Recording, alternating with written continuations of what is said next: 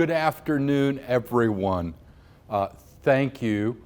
First of all, I'd like to say thank you to the Center, to AU, to Dave. What a wonderful, wonderful event to be at CONspiracy 2022. And it dawned on me that when I labeled my PowerPoint that, I hope nobody in the office was looking because it's going to say Conspiracy 2022 on it. I didn't have the capital Con on there. Yeah, it's like, what is he doing? What is he doing? So, good afternoon to everybody. My name is Rick Pitts, and I was just introducing myself to a couple folks here. I am Vice President and General Counsel of Arlington Roe. Arlington Roe is a managing general agent and wholesaler that is headquartered in Indianapolis. And there's our illustrious leader. Is it okay if I just get going? Yeah, absolutely. Okay, fantastic. Glad that he is here. Glad that he is here. So, a wholesaler, if you don't know, is a specialized type of an insurance agent that doesn't deal with the consuming public. Instead, their customers are retail agents, and the wholesaler provides access to certain markets that otherwise might not be available and that sort of thing. I belabor this point for everybody to tell you I am not here to sell you a thing. All right? We can't. I don't. No, this is not a sales pitch in the least. And besides, as the lawyer in the group, I'm not competent to sell anything anyway. So we, in our time together this afternoon, we've got a lot of material to cover here. And I know we've got folks in various groups and forums and all that kind of stuff. And hey, I did not save any time for questions at the end. So what I'd like to say to everybody, jump in anywhere, anytime, all along the way. I answer to Rick, hey you, and what about, okay? Just jump in, please. I want this to be interactive as much as possible. So anytime you've got a question, just on the spot, get in there. I will probably repeat it for our video folks so that it might get picked up for a later recording. And also, I am delighted to make the slide deck available to you if you'd like for it. Just let me know, give me a business card after the meeting, something like that. Happy to do that. So our agenda, as you can see here, is I'm going to assume that most of the folks in the room have dealt with cyber-related insurance issues, but are not insurance professionals. That's my usual audience. I know we have one lurking around in the back there, but this is sort of cyber for the IT side, the IT world. And so I'm going to go back to some of the basics, but I promise that we will not stay in the basics for very long. Going to do a little bit of history and context here, just a little bit of background to kind of give you a flavor for how the industry grew into what it is today and how the insurance industry is treating this. Then we will take a look at the normal, to the extent that there is normal, scope of coverage that's available underneath a commercial cybersecurity policy, okay? And then we're going to talk about the application because I really wanted to talk about that, and that's actually backwards chronologically. But you have to talk about the coverage first to talk about the application, and particularly something that Jim mentioned in his discussion right before this one in this room, MFA, and the interface of the application for insurance and MFA overall. Some big goings on with regard to that. And then as time permits, and we will stay on time, folks, we'll get into some of the coverage issues and one of the newest, hottest topics, so like I say, we didn't stay with the basics for very long, the rampant rise of a new acts of war exclusion that is going to be influencing and impacting the cyber insurance world and some of the challenges that are connected with it. So again, pretty aggressive schedule here for what we've got. And I'll start out here with a bit of history and a little bit of context for everybody as to how this started happening. Cyber insurance as an insurable event really isn't all that old, okay? In fact, a dozen years, 14 years, I think. Most people peg the first policies from the early 2000s.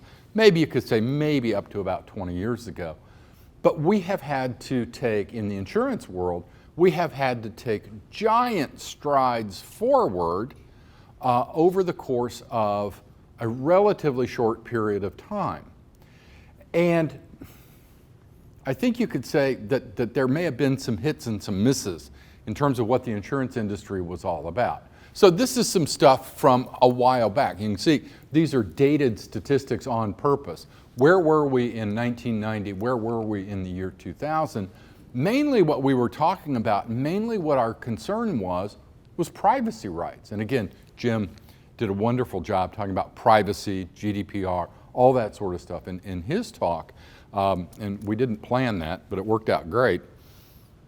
With the idea being that what primarily we were seeking to ensure was companies who suffered privacy losses, or more accurately, their customers, their students, their interface, that we were much more concerned about privacy back then and in the early years of cyber. Now, when did that really sort of come together? The crystallization point, historically speaking, and you know, I'm back in 2005, back in the ancient times, okay, you know. When Jim says they don't know what a thumb drive is, I thought I would blow their mind if I mentioned the phrase a 5 1/4 inch floppy, wouldn't I? The people with more experience smiled at that one a little bit. Crystallization point was in 2005 with the breach of ChoicePoint. And ChoicePoint didn't tell anybody about it for a while. There was no reason for them to do so. There were no laws that necessarily required them to do so. Well, immediately after this, we began to see the development of what many of you are familiar with today, data breach notification laws. And the data breach notification laws spurred the insurance industry to respond and said, this is something that we can insure. And so the early focus in cyber policies was ensuring the kind of exposure that we're talking about here, which is if you get hacked, you've got to notify thousands and thousands of customers, Target being an example, retailers, perhaps millions of customers, and the overwhelming expense that was connected to this. And so we were kind of, if I can, with blinkers on it, kind of focused in very, very heavily on that sort of stuff early on. And we were talking mainly about privacy in general. And so we were talking about, depending on what industry you're in or profession you're in, health-related stuff, the Gramm-Leach-Bliley, Fair Credit Reporting Act, FACTA, all that kind of stuff. We were really focused in on those sorts of things, and the early policies were focused in on covering the outside world's liability, okay? And so, to a certain extent, what happened in this ancient time, again, I'd say ancient times, here again, is we started talking about, and we've all heard enough scary statistics today, but the old school approach was to say, for every single record that you have breached, as you can see up here, it's $188. Nobody ever told us exactly what a record was, and so on and so forth.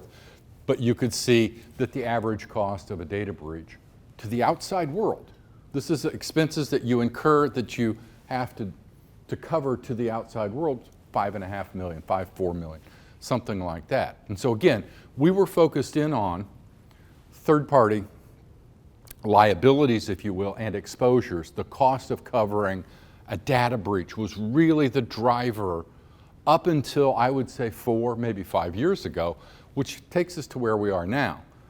Enough of a detour into the history. and look where we've come. These are statistics and quotes and stuff from this particular, this year. And you can see here on the left-hand side, every organization can expect an attack. And again, professionals, you know about that, and certainly a lot of the speakers can address that. And the other one that is this, our focus has changed from the insurance world from being insuring outside liabilities and exposures to insuring inside the organization, because ransomware has rocketed to the top of being the single greatest threat, cyber extortion and the like. So what's happened in the industry, and again, I'm talking about in the span of about 12 to 14 years, which is lightning quick in the industry, we flipped from, hey, you need to buy this insurance to take care of your customers, okay, outside third-party stuff, to now the primary focus is you need this insurance to take care of yourself, okay? That this is really designed to be more of a first party, if you will, keeping the company going, keeping the company alive if they suffer a ransomware attack, extortion and the like, and all of those sorts of things. And so we've started talking much more about things like being safe, and that's going to make your insurance better, you know, really kind of the things that you need to do. Pardon me, again, we'll talk multi-factor authentication, all those sorts of things, being not only a driver of insurance coverage as well as cost, but also making your organization better internally and more resistant to cyber and cyber-related attacks. So we went from looking at the outside world to turning it inside the insured over the course of time. And just like everybody else, you know, I have to throw out a couple of my scary stats too. I mean, I'd feel left out if I didn't. Here, $6 trillion last year. This is from the folks at Munich Reinsurance. You know, one of the major international companies that is in this field and driving this. You know, and that's a source of great concern to them.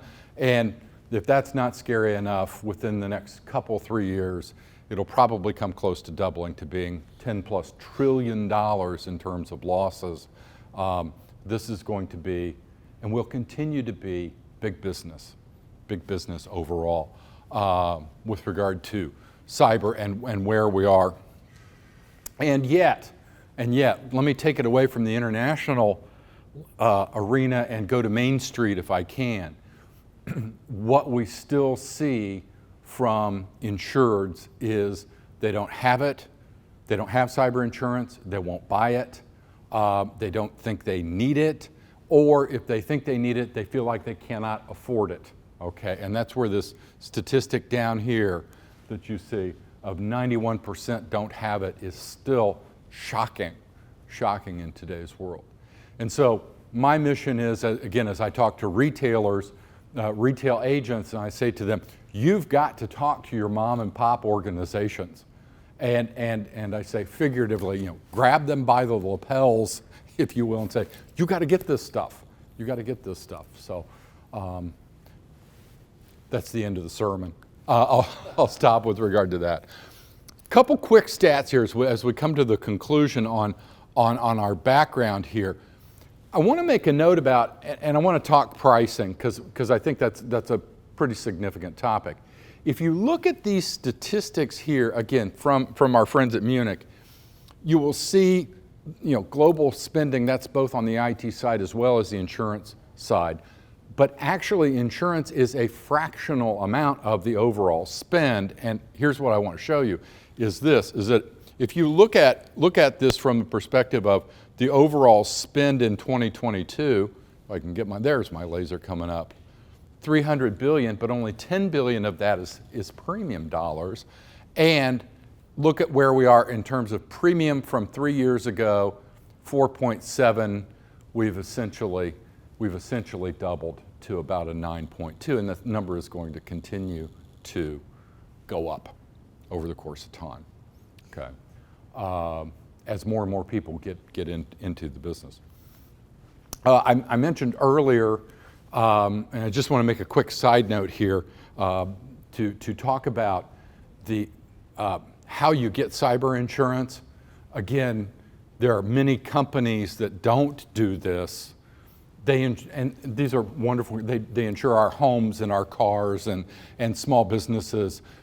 This tends, pardon me, this tends to be a specialty insurance, and so you may involve a wholesaler or something called the excess and surplus lines.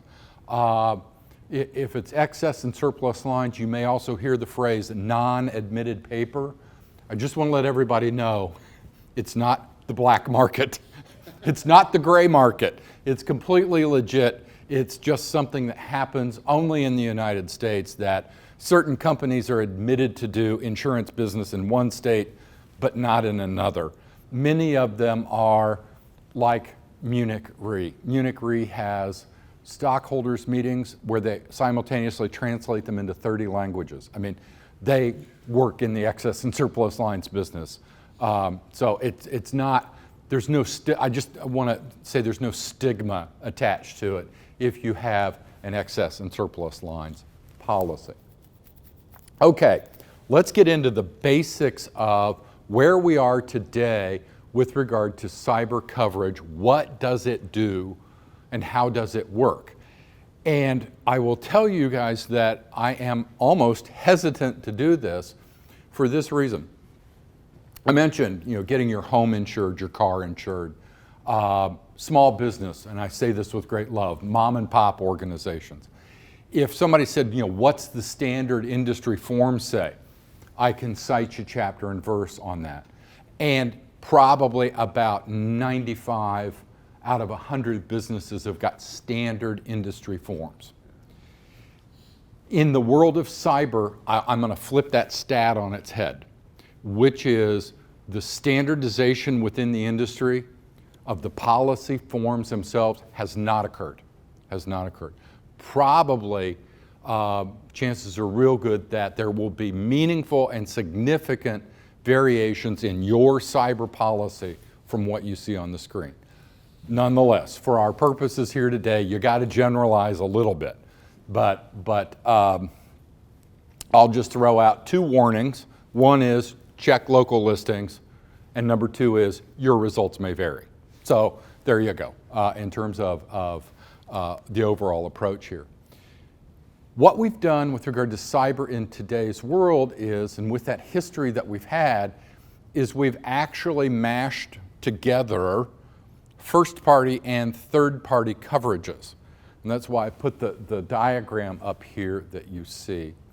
And it's interesting that the dominant coverage now in cyber insurance is what I call the first-party coverages. And that's the ransomware. And you can see the names of the coverages here underneath that. And I'm using an industry standard form and approach here. Extortion, data restoration, loss of business income. These are coverages that will work to the benefit of the insured themselves and pay the insured themselves. All the cyber incident and all this kind of stuff. On the other side, we have the so-called third-party or liability coverages. They're still there. That history that we talked about hasn't gone away, but now it's become a much smaller portion of the policy. And what we're really looking at is, yes, if you get sued over a data breach or some sort of cyber event, yes, we will cover the liabilities that you have to the outside world, third parties. Yes, sir. As Ukraine was invaded by Russia at the beginning of this year, Russia brought out 7 in the first 3 months. I don't know what they've added to since. First 3 months, they brought out 7 ransom and wipe viruses. So, is that an act of war? Is that, what is that? If it hits Ukraine, probably an act of war. What if it's turned against us? Great question about, and the Ukraine war. I'm going to repeat this for our video folks. With the war in the Ukraine, what about acts of war? And is this in fact an act of war if some of the incredible viruses and attacks come out. And if you can, I'm going to jump forward here because I want to get to this. If you get dizzy, please avert your eyes for a second, okay? Here we go. And let's talk about it right now. And thank you, and thank you.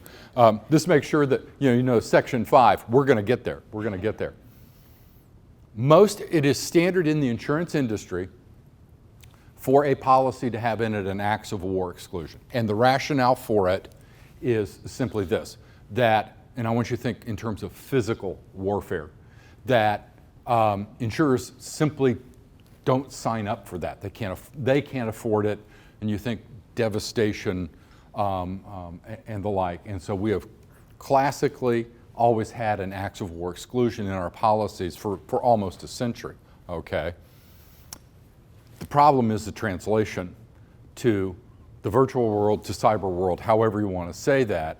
And we knew this even before the Ukraine war because a lot of folks assumed that NotPetya was in fact a sponsored act, however you want to say this, that it should be considered to be an act of war. And so therefore they wanted to trigger those sorts of exclusions in connection with all of this. And in fact, the story is, and the real genesis of the story, and this is how timely your question is, this goes back to December of last year. So this is not yet even a year old. Again, still predates the invasion of the Ukraine. Merck got hit with NotPetya, and you notice there were 36 insurance companies. That, by the way, is what we call a layered program. I want you to think of a wedding cake kind of style of you've got somebody who's got the base layer of insurance, and then they go up and up and up. That's how you have to do it for somebody like Merck, right? Some of you may even have a layered program, primary and excess, that kind of stuff. Anyway, in December of last year, the judge says, you guys got to cover this, okay? They said, you've got to cover this because we are going to interpret the acts of war exclusion in the policy as being physical warfare in the real world, kind of warfare, all right? This, in turn, spurred some new developments. Within a couple months, our friends at Lloyd's of London, actually, this isn't fair. They had this in the works for a while because there have been a lot of concerns about state-sponsored acts in connection with this. Lloyd's of London is telling the folks who work there, hey, we're coming out with some new acts of war exclusions that are peculiar to and specific for cyber. And in fact, they've defined the acts of war exclusion and the like. This is an example of some of the language that Lloyd's is suggesting to the various companies that work through Lloyd's. They're called syndicates, that the syndicates use. And you'll notice here, we don't cover, my translation, anything occurring as a result of a war or a cyber operation. So we're going to go, war will still have its physical components, but now we're going to go over to cyber operation, and we're going to define it as cyber operation. And they're suggesting that these are the route that these policies are going to go in that direction with regard to cyber operation. And you can see here the definition of cyber operation means it is a state-sponsored act, okay? Crucial with regard to this is it has to be a state-sponsored, not simply state look the other way, but rather state-sponsored act of terrorism. And again, there are substantial questions that are going on in connection with all of this, including how we're going to figure out whether or not it really is a state-sponsored act of I won't say war, cyber operations that's designed to influence the policies in another country, and so on and so forth. But this is the kind of language that they are suggesting now will become a primary part of our policies. And in fact, they put out this market bulletin. And the reason why I talk about Lloyd's is they're the leaders with regard to this. And Lloyd's is saying, look, and actually if you're curious about this, if your policy renews after March 31st, 2023, I think is the date in there, that it has to have this on it. That there, or else, sort of an or else kind of thing, okay? So, to answer your question, if the Merck case holds, I think that the answer is that currently the policies that simply have acts of war exclusions in them, it will not be invoked even if it's a state-sponsored act and it can be proven. But that will change probably quickly over the next 2 years. Can you imagine the mess when, okay, so let's take that ransom and white virus. So North Korea gets their fingerprints on it because they modified it in order to set it around. And then a cyber criminal organization gets their hands on it, and it winds up on your computer. Yeah. It's no longer an act of war because it's just a cyber criminal organization, but they use something that, again, state-sponsored. What if you've got something, again, I'll repeat for our video folks, what if you've got something that was state-sponsored originally, but now is just out there and in the hands of the cyber criminals? Yeah. Well, and I will tell you guys, the reason I sort of blew through this, look at this language, if you will, here up at the top. The primary but not exclusive factor in determining whether it's an act of a state.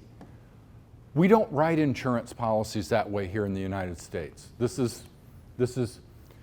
European speak, if you will. This is Lloyd speak. We say it is or it isn't.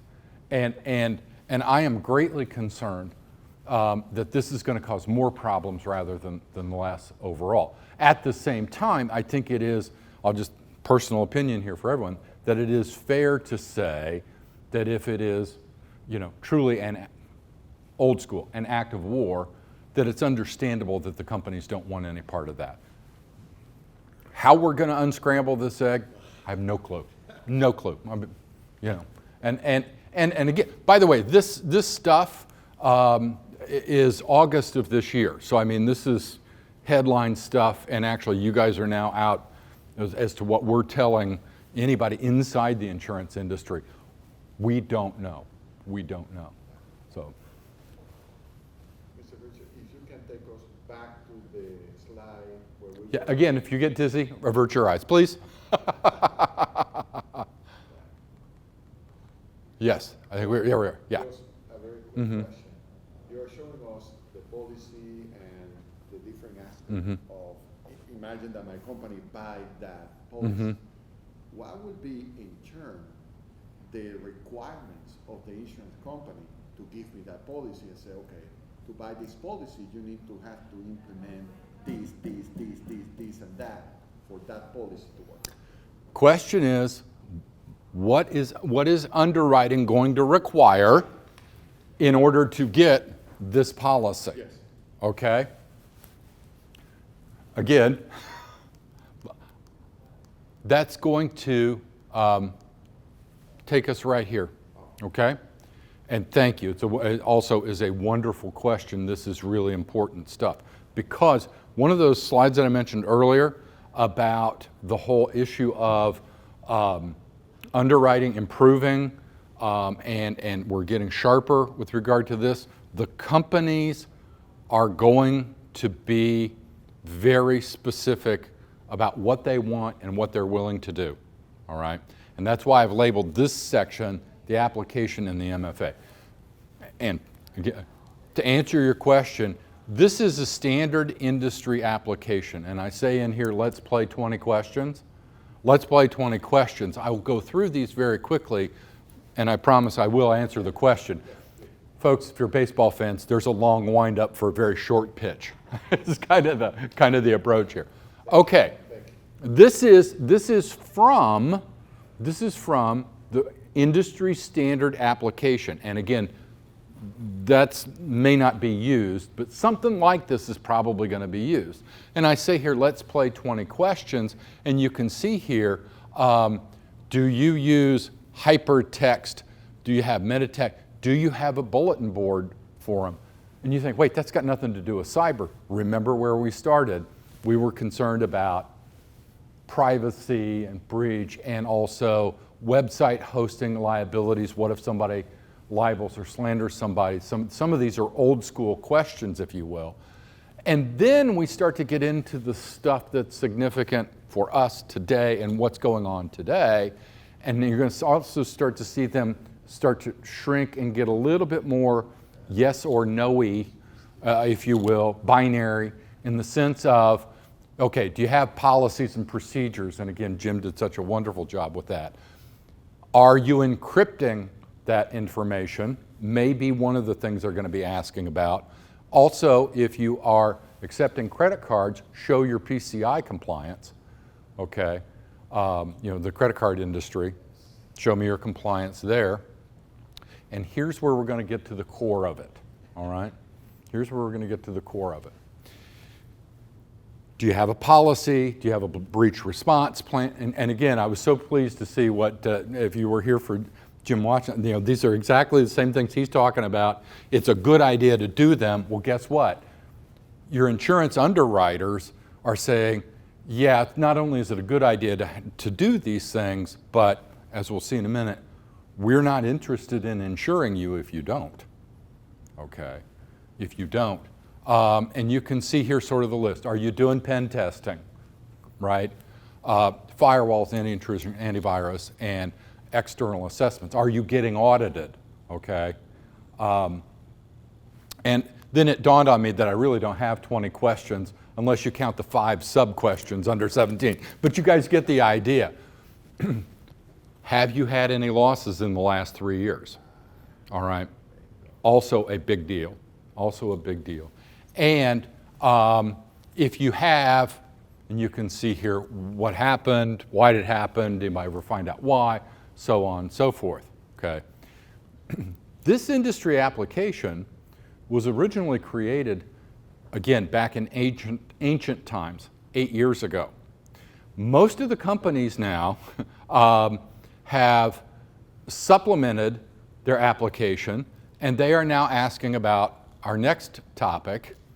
Well, hang on just for a second. I want to lay a foundation here. One of the things that happens in cyber world is when you answer those questions on the application, that application gets picked up and, if you will, made a part of the policy. That's what this language is really all about, okay? And here's where I wanted to get. We talked MFA and education joke. When I first heard it, I thought, why do you need to have a master's in fine arts in order to write a policy? Okay, okay, not a good joke, but an education joke. Multi-factor authentication. Let me tell you, the statistics I got from the folks at Arlington Roe are this. They have 50 companies that are willing to entertain certain cyber-related risks. Out of those 50, only 3 of them will entertain a risk where the insured does not have multi-factor authentication. In other words, not having MFA is a disqualifier for, I believe, 47 out of 50 companies, all right? Now, that ancient times application didn't say anything about multi-factor authentication, but this is how much MFA has become a big deal. And this is where I'm starting to answer the question. Hector, yeah, I appreciate that. Because this case, and again, folks, this is from this summer, so this is current information. This case has become a really big deal. And this reads like a bad cyber novel, okay? And this is as alleged, okay? Remember, if you say allegedly, or if you say bless his heart, you can say anything you want after that, okay? But allegedly what happened is that they signed off on a supplement to the application that said, are you using multi-factor authentication? And they essentially said yes, all right? They were saying yes to web, cloud, so on and so forth. Well, it turns out that after they got hit, cyber, ransom, so on and so forth, they were only using the MFA on the firewall, not the rest of that stuff, okay? Sure. Okay.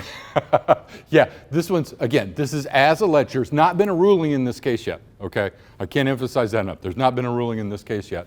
But what happened was, is travelers went to the mattresses on this one. It's Godfather reference. They said, hey, you said you were using MFA for all this stuff that's down here in the bottom, right? And you said you were, but you weren't. You were only using MFA for firewall protection. And so what they did was this. Now think about this, by the way. ICS has been hacked, disabled, all that kind of stuff. Travelers says, here's your money back. Give us back our policy. It's as if we never insured you at all. It's an unscrambling of the egg. It is called a rescission. There's a legal term, right? An undoing of the contract. And why? The reason why, Travelers said, is if we had, here, let me get on the right page here. If we had known the truth about how limited your MFA was, we would not have insured you. We would have said no. And again, that's where I go to the 47 out of 50 companies, all right? And had, well, you can see here, they say they would not have issued the policy. So what Travelers did, again, think about this, ICS is in the middle of dealing with a disabling event, an extortion. They said, here's your money back, give us back our policy. Oh, and by the way, we filed this lawsuit over here in Illinois. We've asked a federal judge to say, yep, you were right to rescind the coverage, okay? That they made the right decision. They're doing that sort of to protect themselves, if you will, with regard to all of this. Okay, so the bottom line coming out of all of this is, I would say there's MFA and then there's everything else. Pen testing, outside assessments, existing policy, all that stuff matters, and it matters with regard to price, and it's really important, but MFA is the elephant in the room, if you will, in terms of where folks are going, and where and this is not to pick on Travelers, again, 47 out of 50, they're all going that direction. And that's how valuable they think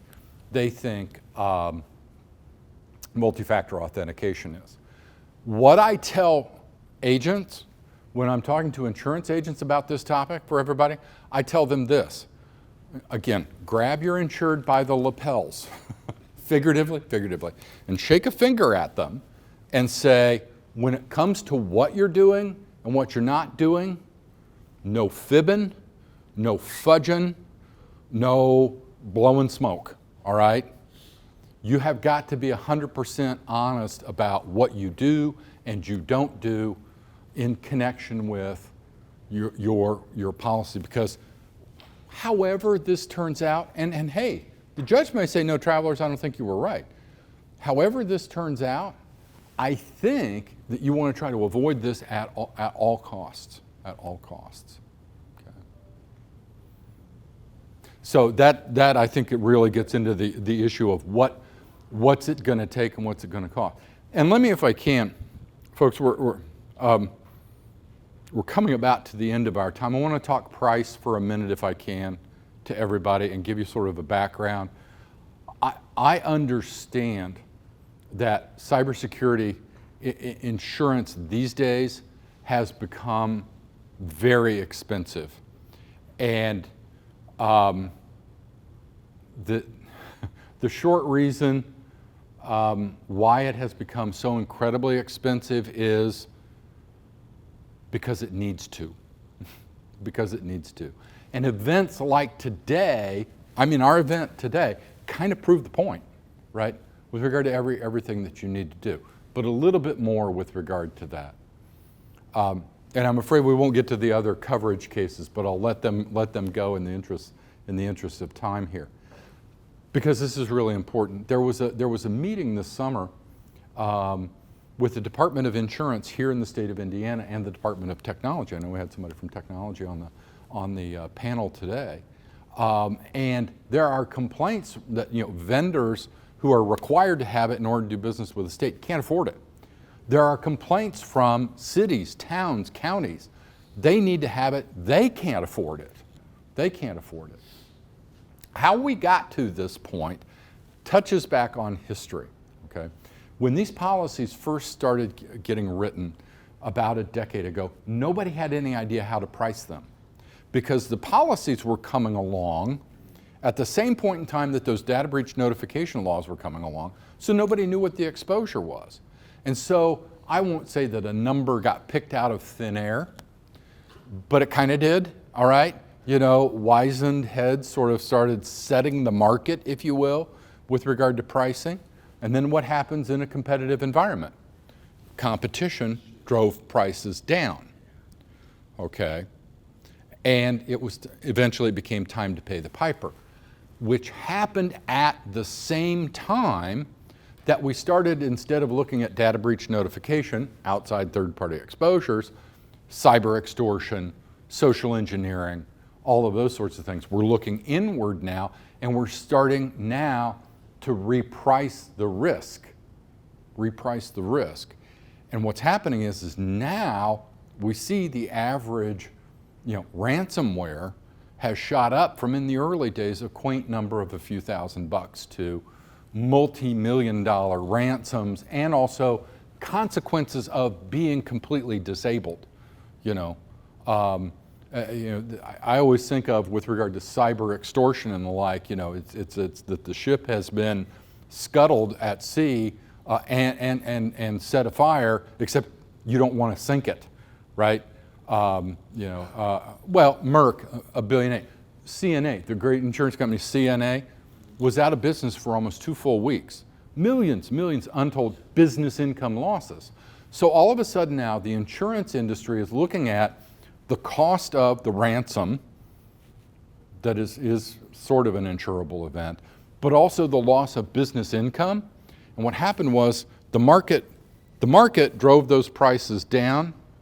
The reality has sent the prices soaring, along with, if you will, and I'll just conclude with this, I'll use the word militancy with regard to MFA. The underwriting prices have gone up, underwriting's gotten a lot tighter because it needed to, because we were in sort of the wild, wild west, and we're not anymore, and we're learning a lot more about what we've got going on. And the sad news is prices need to increase because the losses have been catastrophic within the industry as well as outside the industry. That is my spirited and long-winded defense of the insurance industry, but it's more of a what happened.